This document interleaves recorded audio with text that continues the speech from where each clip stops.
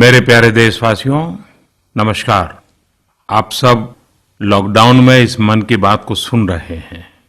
इस मन की बात के लिए आने वाले सुझाव, फोन कॉल की संख्या सामान्य रूप से कई गुना ज्यादा है। कई सारे विषयों को अपने अंदर समेट आपकी यह मन की बातें मेरे तक पहुंची हैं। मैंने कोशिश की है कि इनको ज्यादा से ज्यादा पढ़ पाऊं, सुन पाऊं। आपकी बातों से कई ऐसे पहलू जानने को मिले हैं जिन पर इस आपाधापी में ध्यान ही नहीं जाता है। मेरा मन करता है कि युद्ध के बीच हो रही इस मन की बात में उन्हीं कुछ पहलुओं को आप सभी देशवासियों के साथ बांटूं। साथियों, भारत की कोरोना के खिलाफ लड़ाई सही मायने में पीपल ड्रिवन है। भारत में कोरोना के खिलाफ लड़ाई जनता लड़ रही है, आप लड़ रहे हैं। जनता के साथ मिलकर शासन प्रशासन लड़ रहा है। भारत जैसा विशाल देश जो विकास के लिए प्रयत्नशील है, गरीबी से निर्णायक लड़ाई लड़ रहा है। उसके पास कोरोना से लड़ने और जीतने का यही एक तरीका है। और हम भाग्यशाली हैं कि आज पूरा देश का हर नागरिक, जन जन इस लड़ाई का सिपाही है, लड़ाई का नेतृत्व कर रहा है। आप कहीं भी नजर डालिए, आपको एहसास हो जाएगा कि भारत की लड़ाई पीपल ड्रिवन है। जब पूरा विश्व इस महामारी के संकट से जूझ रहा है, भविष्य में जब इसकी चर्चा होगी, उसकी तौर तरीकों की चर्चा होगी, मुझे विश्वास है कि भारत की यह पीपल ड्रिवन लड़ाई, इसकी जरूर चर्चा होगी। पूरे देश में, गली मोहल्लों में, जगह जगह पर आज लोग एक दूसरे की सहायता के लिए आगे आए हैं। गरीबों के लिए खाने से लेकर राशन की व्यवस्था हो, लॉकडाउन का पालन हो, अस्पतालों की व्यवस्था हो, मेडिकल इक्विपमेंट का देश में ही निर्माण हो। आज पूरा देश एक लक्ष्य, एक दिशा, साथ साथ चल रहा है। ताली, थाली, दिया, मोमबत्ती, इन सारी चीजों ने जो भावनाओं को जन्म दिया, जिस जज्बे से देशवासियों ने कुछ न कुछ करने की ठान ली, हर किसी को इन बातों ने प्रेरित किया है। शहर हो या गांव, ऐसा लग रहा है जैसे देश में एक बहुत बड़ा महायज्ञ चल रहा है, जिसमें हर कोई अपना योगदान देने के लिए आतुर है।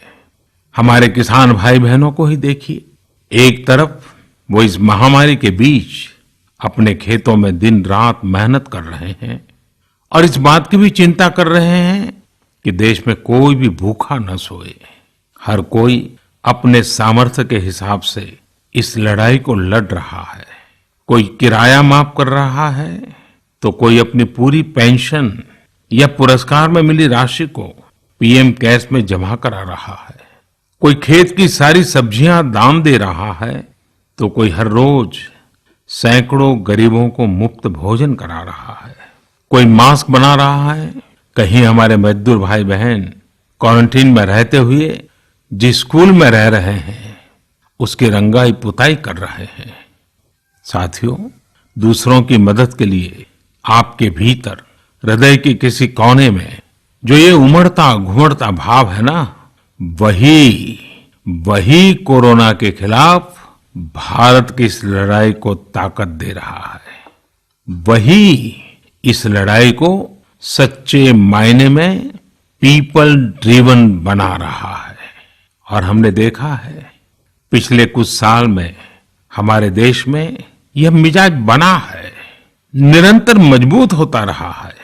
चाहे करोड़ों लोगों का गैस सब्सिडी छोड़ना हो, लाखों सीनियर सिटीजन का रेलवे सब्सिडी छोड़ना हो, स्वच्छ भारत अभियान का नेतृत्व लेना हो, टॉयलेट बनाने हो, अनगिनत बातें ऐसी है। इन सारी बातों से पता चलता है हम सबको एक मन, एक मजबूत धागे से पिरो दिया है, एक होकर देश के लिए कुछ करने की प्रेरणा दी है।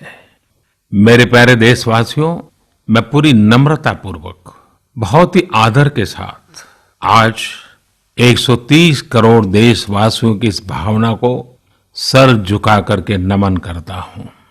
आप अपनी भावना के अनुरूप देश के लिए अपनी रुचि के हिसाब से, अपने समय के अनुसार कुछ कर सके, इसके लिए सरकार ने एक डिजिटल प्लेटफॉर्म भी तैयार किया है। ये प्लेटफॉर्म है covidwarriors.gov.in। मैं दोबारा बोलता हूं, covidwarriors.gov.in। सरकार ने इस प्लेटफॉर्म के माध्यम से तमाम सामाजिक संस्थाओं के वॉलंटियर्स, सिविल सोसाइटी के प्रतिनिधि और स्थानीय प्रशासन को एक दूसरे से जोड़ दिया है। बहुत ही कम समय में इस पोर्टल से 1.25 करोड़ लोग जुड़ चुके हैं।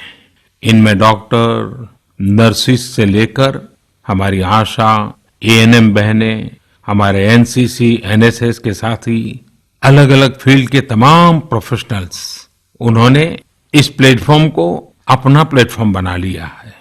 ये लोग स्थानीय स्तर पर क्राइसिस मैनेजमेंट प्लान बनाने वालों में और उसकी पूर्ति में भी बहुत मदद कर रहे हैं। आप भी covidwarriors.gov.in से जुड़कर देश की सेवा कर सकते हैं, कोविड वॉरियर बन सकते हैं। साथियों, हर मुश्किल हालात, हर लड़ाई कुछ न कुछ सबक देती है, कुछ न कुछ सिखा करके जाती है, सीख देती है, कुछ संभावनाओं के मार्ग बनाती है और कुछ नई मंजिलों की दिशा भी देती है।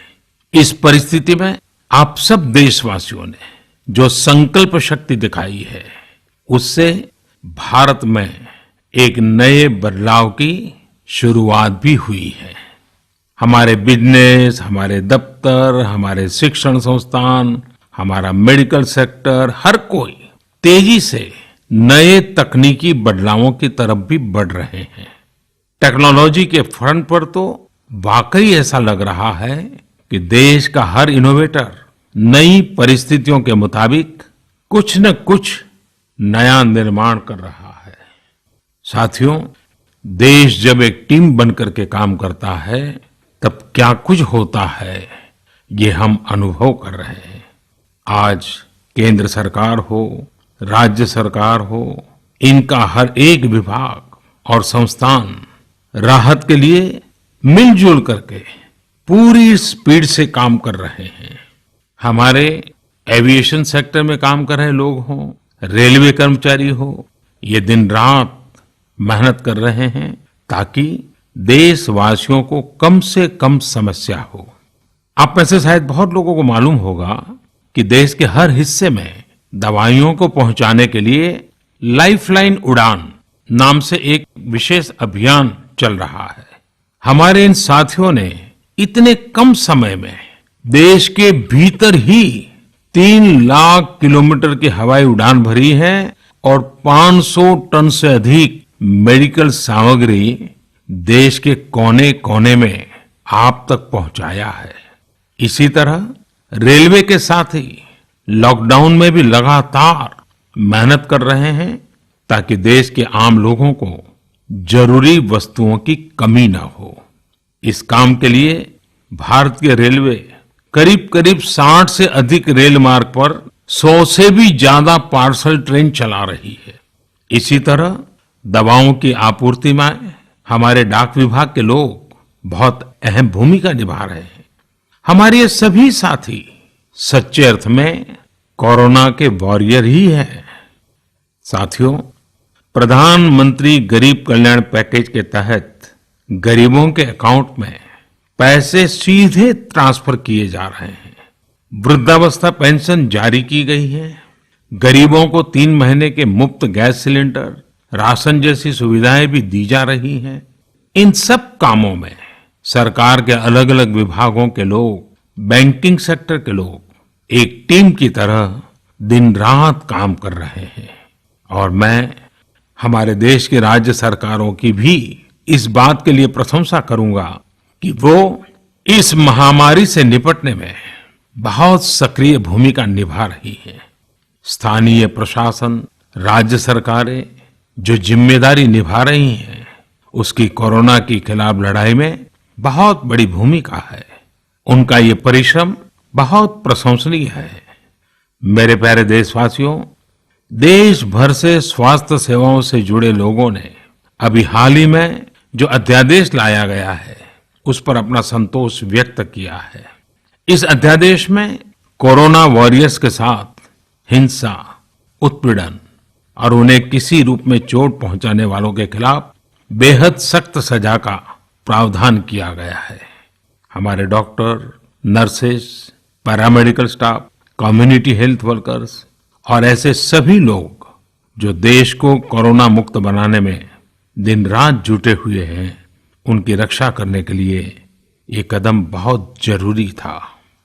मेरे प्यारे देशवासियों, हम सब अनुभव कर रहे हैं कि महामारी के खिलाफ इस लड़ाई के दौरान हमें अपने जीवन को, समाज को, हमारे आसपास हो रही घटनाओं को एक फ्रेश नजरिए से देखने का अवसर भी मिला है।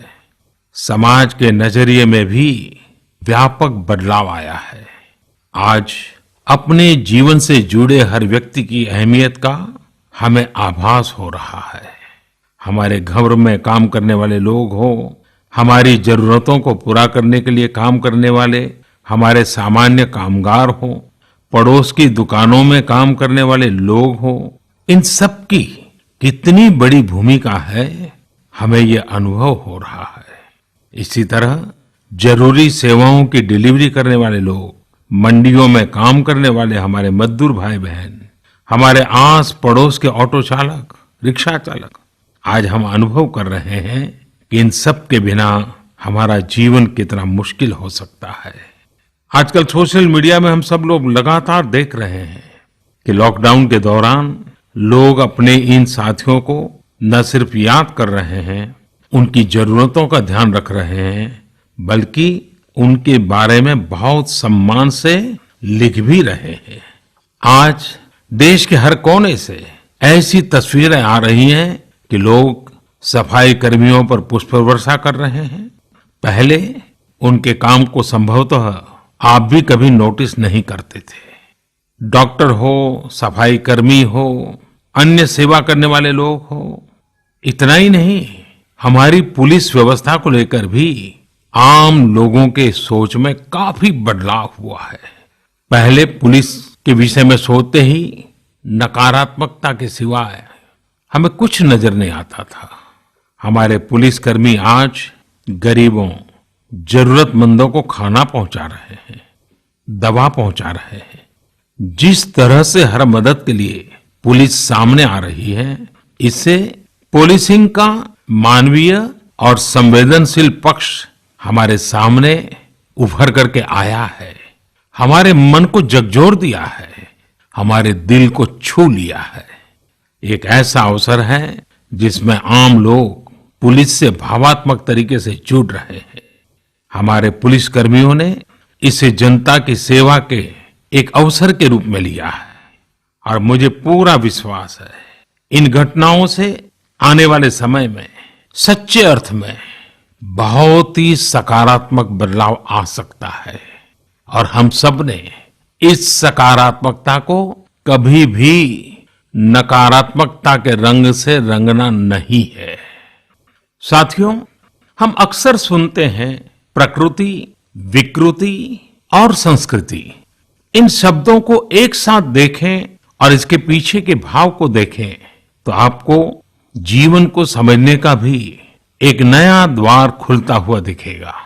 अगर मानव प्रकृति की चर्चा करें तो ये मेरा है, मैं इसका उपयोग करता हूं। इसको और इस भावना को बहुत स्वाभाविक माना जाता है, किसी को इसमें कोई ऐतराज नहीं होता। इसे हम प्रकृति कह सकते हैं। लेकिन जो मेरा नहीं है, जिस पर मेरा हक नहीं है, उसे मैं दूसरे से छीन लेता हूं, उसे छीनकर उपयोग में लाता हूं तो हम इसे विकृति कह सकते हैं। इन दोनों से परे, प्रकृति और विकृति से ऊपर जब कोई संस्कारित मन सोचता है या व्यवहार करता है तो हमें संस्कृति नजर आती है। जब कोई अपने हक की चीज, अपनी मेहनत से कमाई चीज, अपने लिए जरूरी चीज कम हो या अधिक, इसकी परवाह किए बिना किसी व्यक्ति की जरूरत को देखते हुए खुद की चिंता छोड़कर अपने हक के हिस्से को बांट करके किसी दूसरे की जरूरत पूरी करता है, वही तो संस्कृति है। साथियों, जब कसौटी का काल होता है तब इन गुणों का परीक्षण होता है। आपने पिछले दिनों देखा होगा कि भारत ने अपने संस्कारों के अनुरूप, हमारी सोच के अनुरूप, हमारी संस्कृति का निर्वहन करते हुए कुछ फैसले लिए। संकट की इस घड़ी में दुनिया के लिए भी, समृद्ध देशों के लिए भी दवाइयों का संकट बहुत ज्यादा रहा है। एक ऐसा समय है कि अगर भारत दुनिया को दवाइयां न भी दे तो कोई भारत को दोषी नहीं मानता। हर देश समझ रहा है कि भारत के लिए भी उसकी प्राथमिकता अपने नागरिकों का जीवन बचाना है। लेकिन साथियों, भारत ने प्रकृति विकृति की सोच से परे होकर फैसला लिया। भारत ने अपनी संस्कृति के अनुरूप फैसला लिया।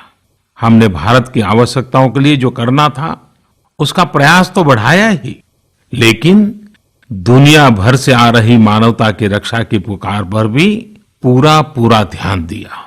हमने विश्व के हर जरूरतमंद तक दवाइयों को पहुंचाने का बीड़ा उठाया और मानवता के इस काम को करके दिखाया।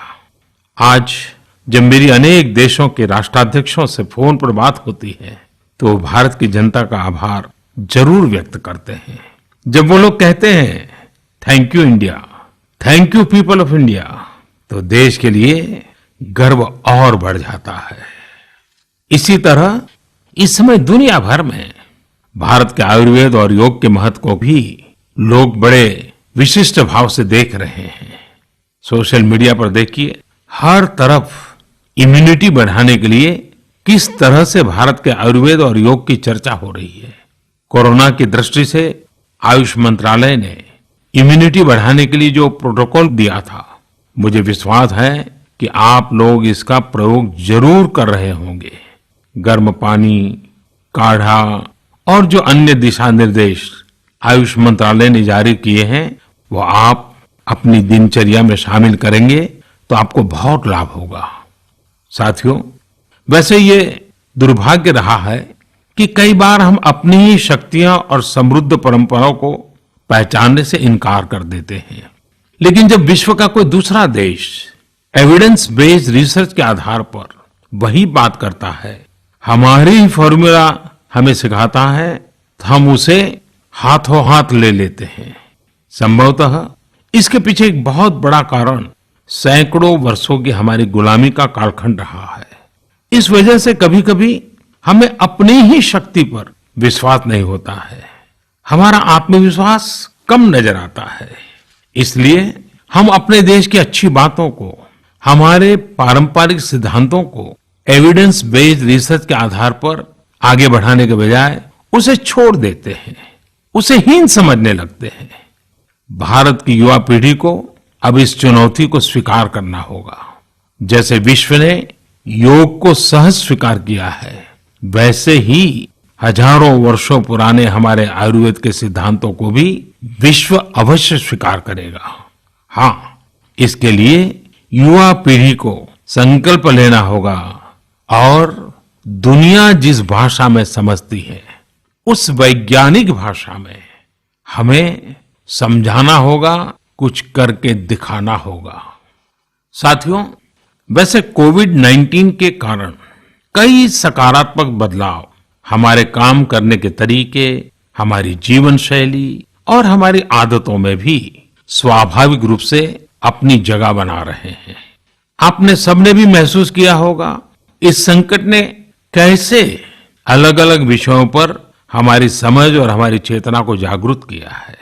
जो असर हमें अपने आसपास देखने को मिल रहे हैं, इनमें सबसे पहला है मास्क पहनना और अपने चेहरे को ढककर रखना। कोरोना की वजह से बदलते हुए हालात में मास्क भी हमारे जीवन का हिस्सा बन रहा है। वैसे हमें इसकी भी आदत कभी नहीं रही कि हमारे आसपास के बहुत सारे लोग मास्क में दिखे, लेकिन अब हो यही रहा है। हाँ, इसका ये मतलब नहीं है कि जो मास्क लगाते हैं वे सभी बीमार हैं। और जब मैं मास्क की बात करता हूं तो मुझे एक पुरानी बात याद आती है। आप सबको भी याद होगा, एक जमाना था कि हमारे देश के कई ऐसे इलाके ऐसे होते थे कि वहां अगर कोई नागरिक फल खरीदता हुआ दिखता था तो आस पड़ोस के लोग उसको जरूर पूछते थे, क्या घर में कोई बीमार है? यानी फल मतलब बीमारी में ही खाया जाता है, ऐसी एक धारणा बनी हुई थी। हालांकि समय बदला और ये धारणा भी बदली। वैसे ही मास्क को लेकर भी धारणा अब बदलने वाली ही है।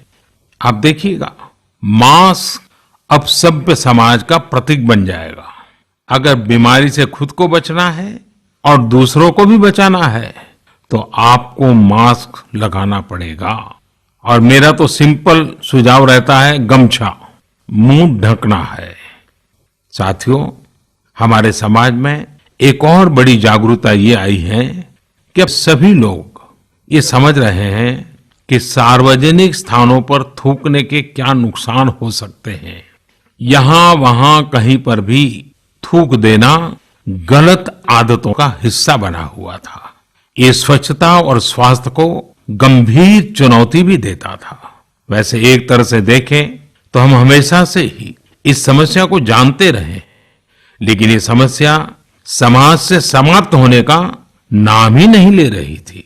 अब वो समय आ गया है कि इस बुरी आदत को हमेशा हमेशा के लिए खत्म कर दिया जाए।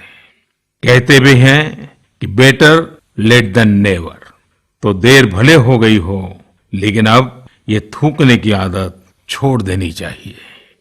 ये बातें जहां बेसिक हाइजीन का स्तर बढ़ाएंगी, वहीं कोरोना संक्रमण को फैलने से रोकने में भी मदद करेगी। मेरे प्यारे देशवासियों, ये सुखद संयोग ही है कि आज जब आपसे मैं मन की बात कर रहा हूं तो अक्षय तृतीया का पवित्र पर्व भी है। साथियों, क्षय का अर्थ होता है विनाश, लेकिन जो कभी नष्ट नहीं हो, जो कभी समाप्त नहीं हो, वो अक्षय है। अपने घरों में हम सब इस पर्व को हर साल मनाते हैं, लेकिन इस साल हमारे लिए इसका विशेष महत्व है। आज के कठिन समय में यह एक ऐसा दिन है जो हमें याद दिलाता है कि हमारी आत्मा, हमारी भावना अक्षय है। यह दिन हमें याद दिलाता है कि चाहे कितनी भी कठिनाइयां रास्ता रोके, चाहे कितनी भी आपदाएं आए, चाहे कितनी भी बीमारियों का सामना करना पड़े, इनसे लड़ने और जूझने की मानवीय भावनाएं अक्षय है। माना जाता है कि यही वो दिन है जिस दिन भगवान श्री कृष्ण और भगवान सूर्यदेव के आशीर्वाद से पांडवों को अक्षय पात्र मिला था। अक्षय पात्र यानी एक ऐसा बर्तन जिसमें भोजन कभी समाप्त नहीं होता है। हमारे अन्नदाता किसान हर परिस्थिति में देश के लिए, हम सब के लिए इसी भावना से परिश्रम करते हैं। इन्हीं के परिश्रम से आज हम सब के लिए, गरीबों के लिए देश के पास अक्षय अन्न भंडार है। इस अक्षय तृतीया पर हमें अपने पर्यावरण, जंगल, नदियां और पूरे इकोसिस्टम के संरक्षण के बारे में भी सोचना चाहिए, जो हमारे जीवन में महत्वपूर्ण भूमिका निभाते हैं। अगर हम अक्षय रहना चाहते हैं तो हमें पहले यह सुनिश्चित करना होगा कि हमारी धरती अक्षय रहे। क्या आप जानते हैं कि अक्षय तृतीया का यह पर्व दान की शक्ति यानी पावर ऑफ गिविंग का भी एक अवसर होता है। हम हृदय की भावना से जो कुछ भी देते हैं, वास्तव में महत्व उसी का होता है। यह बात महत्वपूर्ण नहीं है कि हम क्या देते हैं और कितना देते हैं। संकट के इस दौर में हमारा छोटा सा प्रयास हमारे आसपास के बहुत से लोगों के लिए बहुत बड़ा संबल बन सकता है। साथियों, जैन परंपरा में भी यह बहुत पवित्र दिन है, क्योंकि पहले तीर्थंकर भगवान ऋषभदेव के जीवन का यह एक महत्वपूर्ण दिन रहा है। ऐसे में जैन समाज इसे एक पर्व के रूप में मनाता है और इसलिए ये समझना आसान है कि क्यों इस दिन को लोग किसी भी शुभ कार्य को प्रारंभ करना पसंद करते हैं। चूंकि आज कुछ नया शुरू करने का दिन है, तो ऐसे में क्या हम सब मिलकर अपने प्रयासों से अपनी धरती को अक्षय और अविनाशी बनाने का संकल्प ले सकते हैं। साथियों, आज भगवान बसवेश्वर जी की भी जयंती है। ये मेरा सौभाग्य रहा है कि मुझे भगवान बसवेश्वर की स्मृतियां और उनके संदेश से बार बार जुड़ने का, सीखने का अवसर मिला है। देश और दुनिया में भगवान बसवेश्वर के सभी अनुयायियों को उनकी जयंती पर बहुत बहुत शुभकामनाएं। साथियों, रमजान का भी पवित्र महीना शुरू हो चुका है। जब पिछली बार रमजान मनाया गया था तो किसी ने सोचा भी नहीं था कि इस बार रमजान में इतनी बड़ी मुसीबतों का भी सामना करना पड़ेगा। लेकिन अब जब पूरे विश्व में ये मुसीबत आ ही गई है, तो हमारे सामने अवसर है इस रमजान को संयम, सद्भावना, संवेदनशीलता और सेवा भाव का प्रतीक बनाएं। इस बार हम पहले से ज्यादा इबादत करें ताकि ईद आने से पहले दुनिया कोरोना से मुक्त हो जाए और हम पहले की तरह उमंग और उत्साह के साथ ईद मनाएं। मुझे विश्वास है कि रमजान के इन दिनों में स्थानीय प्रशासन के दिशा निर्देशों का पालन करते हुए कोरोना के खिलाफ चल रही इस लड़ाई को हम और मजबूत करेंगे। सड़कों पर, बाजारों में, मोहल्लों में फिजिकल डिस्टेंसिंग के नियमों का पालन अभी बहुत आवश्यक है। मैं आज उन सभी कम्युनिटी लीडर्स के प्रति भी आभार प्रकट करता हूं जो 2 गज दूरी और घर से बाहर नहीं निकलने को लेकर लोगों को जागरूक कर रहे हैं। वाकई कोरोना ने इस बार भारत समेत दुनिया भर में त्योहारों को मनाने का स्वरूप ही बदल दिया है, रंग रूप बदल दिए हैं। अभी पिछले दिनों ही हमारे यहाँ भी बिहू, बैसाखी, पुथंडू, विशु, ओडिया न्यू ईयर ऐसे अनेक त्योहार आए। हमने देखा कि लोगों ने कैसे इन त्योहारों को घर में रहकर और बड़ी सादगी के साथ और समाज के प्रति शुभ चिंतन के साथ त्योहारों को मनाया। आमतौर पर वे इन त्योहारों को अपने दोस्तों और परिवारों के साथ पूरे उत्साह और उमंग के साथ मनाते थे, घर के बाहर निकलकर अपनी खुशी साझा करते थे। लेकिन इस बार हर किसी ने संयम बरता, लॉकडाउन के नियमों का पालन किया। हमने देखा है कि इस बार हमारे ईसाई दोस्तों ने ईस्टर भी घर पर ही मनाया है। अपने समाज, अपने देश के प्रति ये जिम्मेदारी निभाना आज की बहुत बड़ी जरूरत है। तभी हम कोरोना के फैलाव को रोक पाने में सफल होंगे, कोरोना जैसी वैश्विक महामारी को परास्त कर पाएंगे। मेरे प्यारे देशवासियों, इस वैश्विक महामारी के संकट के बीच आपके परिवार के एक सदस्य के नाते, और आप सब भी मेरे ही परिवारजन हैं, तब कुछ संकेत करना, कुछ सुझाव देना, ये मेरा दायित्व भी बनता है। मेरे देशवासियों से मैं आपसे आग्रह करूंगा, हम कतई अति आत्मविश्वास में न फंस जाएं। हम ऐसा विचार न पाल लें कि हमारे शहर में, हमारे गांव में, हमारी गली में, हमारे दफ्तर में अभी तक कोरोना पहुंचा नहीं है, इसलिए अब पहुंचने वाला नहीं है। देखिए, ऐसी गलती कभी मत पालना। दुनिया का अनुभव हमें बहुत कुछ कह रहा है और हमारे यहाँ तो बार बार कहा जाता है, सावधानी हटी तो दुर्घटना घटी। याद रखिए, हमारे पूर्वजों ने हमें इन सारे विषयों में बहुत अच्छा मार्गदर्शन किया है। हमारे पूर्वजों ने कहा है, अग्नि ही शेषम ऋण शेषम व्याधि शेषम तथैव च पुनः पुनः प्रवर्धेत तस्मात् शेषम न कार्येत। अर्थात हल्के में लेकर छोड़ दी गई आग, कर्ज और बीमारी मौका पाते ही दोबारा बढ़कर खतरनाक हो जाती है। इसलिए इनका पूरी तरह उपचार बहुत आवश्यक होता है। इसलिए अति उत्साह में स्थानीय स्तर पर कहीं पर भी कोई लापरवाही नहीं होनी चाहिए। इसका हमेशा हमेशा हमने ध्यान रखना ही होगा। और मैं फिर एक बार कहूंगा, 2 गज दूरी बनाए रखिए, खुद को स्वस्थ रखिए। 2 गज दूरी बहुत है जरूरी। आप सबके उत्तम स्वास्थ्य की कामना करते हुए मैं मेरी बात को समाप्त करता हूं। अगली मन की बात के समय जब मिले तब इस वैश्विक महामारी से कुछ मुक्ति की खबरें दुनिया भर से आए, मानवजात इन मुसीबतों से बाहर आए, इसी प्रार्थना के साथ आप सबका बहुत बहुत धन्यवाद।